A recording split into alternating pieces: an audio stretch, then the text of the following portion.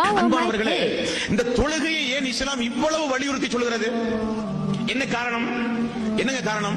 மறுமையில் ஆதம் நபியில் வந்து ரசூலுல்லாஹி ஸல்லல்லாஹு அலைஹி வஸல்லம் அவர்கள் வரை எல்லா நபிமார்களும் மறுமையில் நிற்பாங்க இல்லையா? நிற்பாங்க.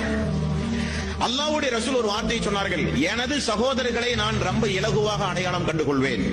சஹாபாக்கள் கேட்டார்கள், எப்படி யார சொல்லலாம், நீங்கள் அவர்களை பார்க்கவில்லை, அவர்கள் உங்களை பார்க்கவில்லை, இனிதான் வரப்போகிறார்கள், கியாமத் நாள் வரை நீங்கள் தான் நபி, எப்படி யார சொல்லலாம் நீங்கள் பார்ப்பீர்கள்? ரசூலுல்லாஹி ஸல்லல்லாஹு அலைஹி வஸல்லம் அவர்கள் சொன்னார்கள், அல்லாஹ் எனது சமுதாயத்திற்கு கொடுத்த ஒரு சிறப்பு அதுதான்.